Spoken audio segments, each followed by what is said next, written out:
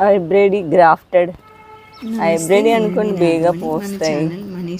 అందులో గ్రాఫ్టింగ్ చేసినా సరే మొక్క ముదిరితేనే బాగా పోత పళ్ళు మొక్కలు అన్నిటికీ పూత అయిపోయినాక ఫ్రూట్స్ ఏం మరి చేయాలనేది ఈ రోజు వీడియో.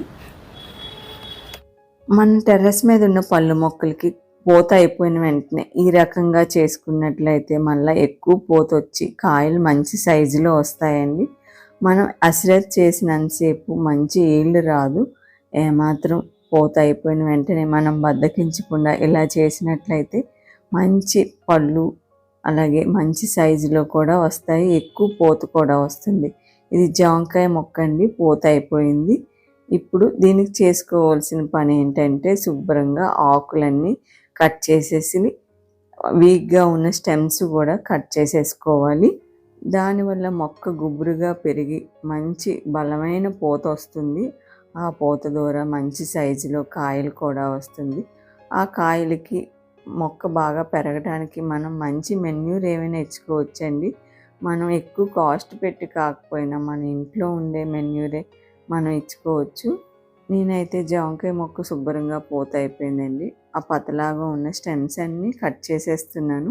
ఎప్పుడైనా టెర్రస్ మీద పెంచుకున్న మొక్కలు పొడువుగా పెరగనీయకూడదండి. గాలి అవి వేసేటప్పుడు పడిపోతాయి, అలాగే వెయిట్ కూడా పెరిగిపోతుంది. అందుకని ఎప్పటికప్పుడు పొడవుగా పెరగకుండా మనకు కావలసిన అట్టు మనం కట్ చేసేసుకోవాలి.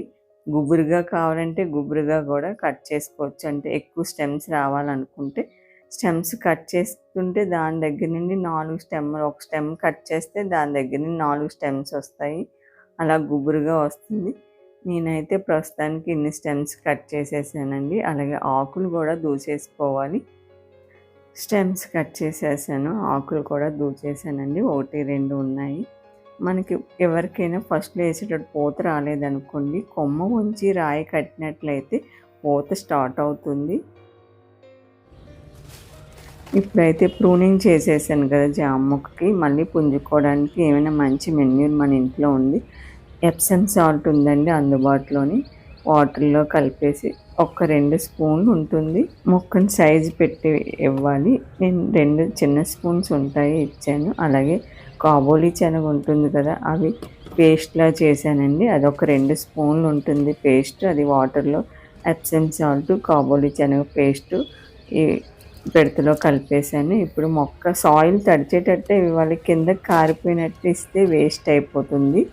సాయిల్ తడిచేటట్టు ఇస్తే సరిపోతుంది. కరెక్ట్గా కావాలంటే మిగిలితే రేపైనా ఇవ్వచ్చు. ఇప్పుడే అధిక మోతాదులో ఇచ్చేస్తే పైనుండి వేస్తుంటే కింద నుండి వచ్చేస్తుంది, వేస్ట్ అవుతుంది. తర్వాత కిచెన్ వేస్ట్ కూడా బాగా మాగింది, ఏర్లు చుట్టూ వేసుకున్న అది బాగా బలం పుంజుకుంటుందండి. ఇంకో 15 రోజుల తర్వాత కిచెన్ వేస్ట్ బాగా మాగింది ఇచ్చేసినా పర్వాలేదు. ఒక జాంకాయ మిగిలిపోయింది, అది హార్వెస్ట్ చేసేసాను.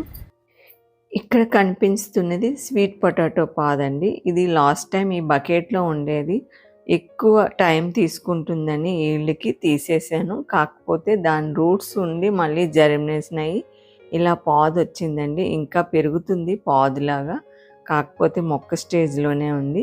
ఇదైతే చిన్న స్టెమ్ వేసేసుకున్నా సరే మనకి మొక్క రెడీ అయిపోతుందండి. స్వీట్ పొటాటో ఇది హార్వెస్ట్ చేయాలంటే కనీసం 6 మంత్ అయినా పడుతుందండి. ఈ క్రాప్ వింటర్ సీజన్లో స్టార్ట్ అవుతుంది. అప్పుడైతే బాగా ఏళ్ళు అంటే ఎక్కువ సైజులో దుంపలు రావటానికి ఆస్కారం ఉంటుంది. అందుకు మన టెర్రస్ మీద ఇలాంటి పంటకి అవకాశం ఇచ్చినట్లయితే మిగతావి రెగ్యులర్గా వచ్చిన పంట వేసుకోవడానికి అవ్వదనే ఉద్దేశంతో ఇలాంటి లాంగ్ టర్మ్ వచ్చే వీళ్ళని ఎక్కువ ప్లేస్ ఉండే వాళ్ళు పెంచుకోవాలి. లేదంటే కింద నేలపైన మట్టి ఉంటుంది కదా, వాటిలో వేసుకుంటే ఎక్కువ ఈల్డ్ ఇవ్వటానికి అవకాశం ఉంటుంది. ఎలానైతేనే అన్ని రకాలు ఒకసారి టెర్రస్ పైన మనం అన్ని రకాల మొక్కలు వేసుకొని అనుభూతి చెందడమే. పాదు కూడా విపరీతంగా అల్లేస్తుంది. అల్లేసినప్పుడు తెలిసిన కదా ఫస్ట్ అనేది అటాక్ అవుతుంది. ఎప్పటికప్పుడు నీమ్ ఆయిల్ కానీ ఏమైనా బేకింగ్ సోడా అది స్ప్రే చేసుకుంటే సరిపోతుంది.